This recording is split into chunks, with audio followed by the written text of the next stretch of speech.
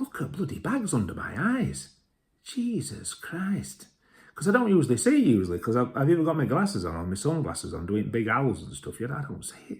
It's like I'm packing for a fortnight in Tenerife or something. It's bloody ridiculous. Look at that. Grey beard. Age. It's a beautiful thing, isn't it? But yeah, who is Big Al? Well, Big Al is my alter ego. And we go back a long way. And he was kind of the kind of gestation period for him when he was first created, being my dad. And we used to work together for a lot of years. You know, he was my dad, we were great friends, we were like a brother as well. But we worked together, we were colleagues. We worked at this particular place and there was a guy there, actually called Al. I'll not tell you any more about him. But some of the mannerisms, some of the speech patterns, some of the tonality of the voice and certain characteristics were based on him. But kind of came more away from that as we went on. But yeah, I bought my mum and dad a camcorder one Christmas, and any time we used to go on, because sometimes we used to go on holiday with them, sometimes with other people, sometimes just the three of us, but every time just about, used to get on my mum's tits basically. Every time my dad got camcorder out, he'd say, what's happening then, Big Al? What are you doing? And straight away, not sunglasses at first, but glasses would be on, and I used to pull this kind of fresh on there. And my mum hated it, you know, because she says, oh, it makes you look so chuffing grotesque. But me and my dad weren't bothered. But straight away, I'd be like, so, what do you think to holiday so far then, Big Al? I'd be like, well, I'm not chuffing so impressed, to be honest. In fact, first thing at 12 in the morning, I'm going to be having a chuffing chit-chat or a chuffing reception, because that chuffing beds and sofas, the chuffing TV don't chuffing work, shower don't chuffing work, all it does is cover out chuffing small chuffing piss bits of chuffing cold water. I'm not chuffing happy. So he was like that, and I kind of liked the fact that even although it was still me, just pulling that face and utilising that voice, it puts you in a completely different orientation in your mind. And I just liked, and my dad just liked, my mum didn't like, but me and my dad just liked some of the things that I used to just come out with, because it just opens up a certain kind of creativity. Because I'm not saying Big Al don't care, he cares, but he don't care as much as what I care. So he's liable to just say completely what's on his mind, even if it's offensive. And it just goes for it. So yeah, that was kind of the origination, or the starting point of Big Al.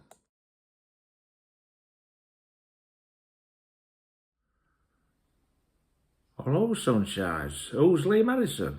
Well, that's chuffing me, isn't it? You know that to be a chuffing fact. Or is it me? It's me. But yeah, I'm just, I'm a husband and a father and a son and a brother and a friend to some, and probably some people can't chuffing stand me. You know what it's like in this world. You can't please everybody, can you? You just got to try and be yourself as much as you can be yourself. But yeah, I work in warehousing.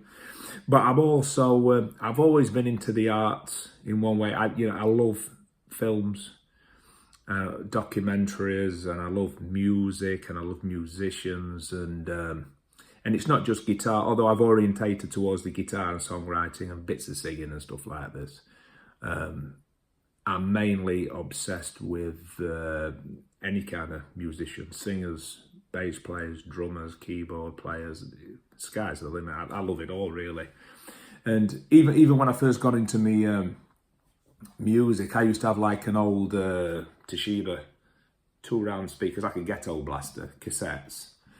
And I used to put, this is when I first started doing like my recordings and writing my songs and stuff. I used to put a cassette inside, slam it, press record, kind of churdle out something that I'd squirreled together on guitar. And then I'd press stop, take that tape out, put it in my stereo, orientate, stereo's over here, I'm in the middle, the Toshiba's over here with another cassette inside. I'd press record on that, play on that so the original thing came out, and then I'd either play some more guitar or sing something. I remember first, and to build up like a multi-track type experience. But only trouble is, you know, anytime you record and re-record over a tape, it's got like a hiss. So when you do it again, it's psst. That time I put 3 or 4 things of bits of instruments on this thing, it was like psh, you could barely hear any music. And the first time I heard myself sing, I thought I could sing a little bit, and I had like an elongated chuffing toilet roll tube. And I was singing down that to give it a little bit of like presence and reverb, although it made it sound very boxy. Jesus Christ, was it hard to chill? I've not got that much better, to be honest, but, you know, so yeah, that's me. And I've wrote poetry and short stories, and I've been working on a novel for the last 5 years. But, you know, we may finish it one day, but that's me.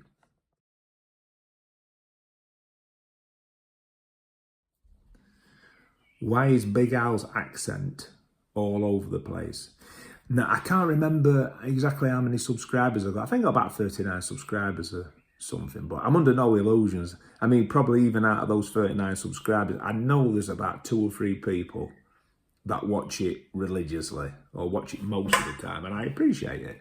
But one of the things that they tend to ask me is, why is his accent all over the place? And I said, well, what do you mean? He says, well, sometimes he sounds one way. Sometimes he sounds more like you. Sometimes he sounds Yorkshire. Sometimes he sounds Lancashire. Sometimes he sounds this. And I just explain it just by saying, oh, it's Big Al, isn't it? You know, it's how he talks, it's how he rolls. But the truth of the fact is, I just slip in and out. Sometimes if I get too much into being a little bit more serious, if I'm trying to do an halfway decent, as good a review as I can do, because I'm no chuffing expert, I'm just a keen whiskey enthusiast. And I kind of sometimes just slip in and out. I mean, if you watch like bloody first episode, it was a bit more like this, which is a bit more like the original one. And then I kind of, hello sunshines, sweethearts. And it got a little bit more like it. And then it kind of got, hello ladies and gentlemen, sunshines, sweethearts. More like a bloody pirate. You know, it's all over the flaming place. I think it hit a sweet spot. I like probably episode 2 to 5, 2 to 6, best for the accent. And then I kind of tried to put a lot more energy into it. And I got into a different style. And although I've listened to those episodes to try and get back into that rhythm, I've not really been able to get back into that rhythm. So it just is what it is. You might get, it's like sometimes it's got that background up. Sometimes a bit of this background. Sometimes a bit of the green one. Sometimes a bit of background with the chuffing beard on. You know what I mean? It's just the way I roll. It's too much of a chuffing pain in the ass. Just chuffing stick that shit up. You know what I mean? You know what I'm saying? So it is what it is. You know, I'm not a professional actor, so it's all good fun in the end of the day.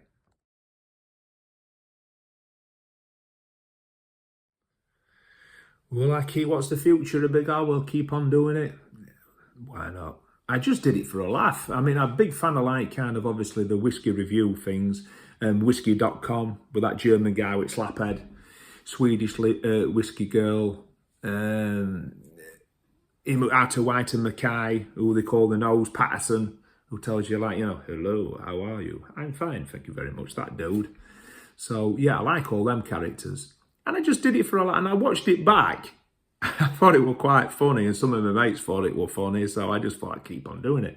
Started off buying the big whiskey bottles at first, and I couldn't sustain that. You know, like I keep on saying, I'm not Rockefeller.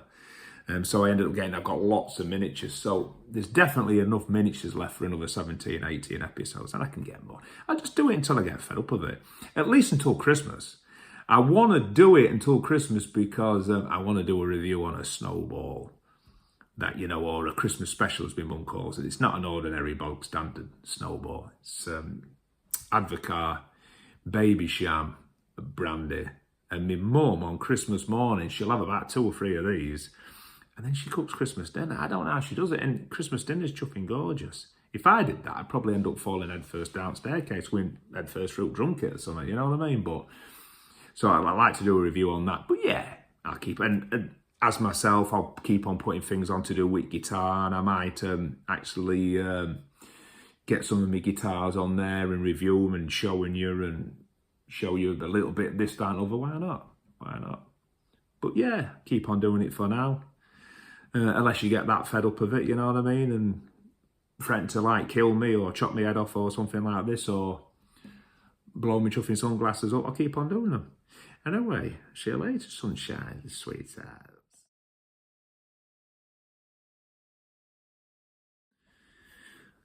P.S. favourite episode? Probably Beer 52. I like that one. I like that. We're not doing whiskey. We're not doing chuffing Kraken. Chuffing Verse 52. That's probably my favourite episode. That's the one I probably watch. You know, I don't watch half of them, but I watch that one for fun. I quite like that one when he's talking about big bulbous-headed aliens at the foot of his bed wanting the blonde IPA back. Quite like that one. See you later.